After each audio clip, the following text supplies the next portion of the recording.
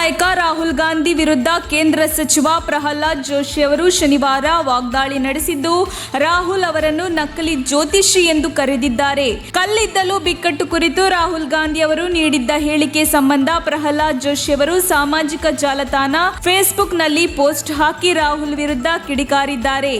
ರಾಹುಲ್ ಗಾಂಧಿ ಇತ್ತೀಚಿನ ದಿನಗಳಲ್ಲಿ ನಕಲಿ ಜ್ಯೋತಿಷಿಯಾಗುತ್ತಿದ್ದಾರೆ. ದೇಶದಲ್ಲಿ ಕಲ್ಲಿದ್ದಲು ಕೊರತೆಯಿಂದ ಏನಾಗುತ್ತದೆ ಎಂಬುದನ್ನು ಹೇಳುವ ಬದಲು ಅವರ ಸರ್ಕಾರದ ಅವಧಿಯಲ್ಲಿ ಎಷ್ಟು ದೊಡ್ಡ ಕಲ್ಲಿದ್ದಲು ಹಗರಣ ನಡೆದಿದೆ ಮತ್ತು ದೇಶಕ್ಕೆ ಎಷ್ಟು ನಷ್ಟವಾಗಿದೆ ಎಂಬುದನ್ನು ತಿಳಿಸಬೇಕು ಎಂದು ಹೇಳಿದ್ದಾರೆ. ನಿನ್ನೆಯಷ್ಟೇ ಹೇಳಿಕೆ ನೀಡಿದ್ದ ರಾಹುಲ್ ಅವರು, ದೇಶದಲ್ಲಿ ಕಲ್ಲಿದ್ದಲು ಮತ್ತು ವಿದ್ಯುತ್ ಬಿಕ್ಕಟ್ಟು ತೀವ್ರವಾಗಿರುವುದರಿಂದ ದೇಶ ಹಾಗೂ ಜನರ ಬಗೆಗಿನ ಕಾಳಜಿ ಇದೆಯೇ ಅಥವಾ ಇಲ್ಲವೇ ಎಂಬುದನ್ನು ಪ್ರಧಾನಿ ಹೇಳಬೇಕು.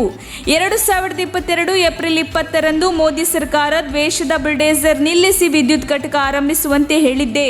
ಇಂದು ಕಲ್ಲಿದ್ದಲು ಮತ್ತು ವಿದ್ಯುತ್ ಬಿಕ್ಕಟ್ಟು ದೇಶಾದ್ಯಂತ ತಲೆದೋರಿದೆ. ಮತ್ತೆ ಹೇಳುವುದೇನಿದೆ, ಈ ಬಿಕ್ಕಟ್ಟು ಸಣ್ಣ ಕೈಗಾರಿಕೆಗಳನ್ನು ನಾಶಪಡಿಸಲಿದೆ. ಇದರಿಂದಾಗಿ ಮುಂದೆ ನಿರುದ್ಯೋಗ ಪ್ರಮಾಣ ಹೆಚ್ಚಾಗಲಿದೆ. ಸಣ್ಣ ಮಕ್ಕಳು ರಣಬಿಸಿಲಿಗೆ ನಿಲ್ಲದಂತಾಗಿದೆ. ಆಸ್ಪತ್ರೆಗಳಲ್ಲಿ ದಾಖಲಾಗಿರುವ ರೋಗಿಗಳು ಅತಂತ್ರರಾಗಿದ್ದಾರೆ. ರೈಲು ಮೆಟ್ರೋ ಸೇವೆ ಸ್ಥಗಿತದಿಂದ ಆರ್ಥಿಕ ನಷ್ಟ ಉಂಟಾಗಲಿದೆ ಎಂದು ಹೇಳಿದ್ದರು.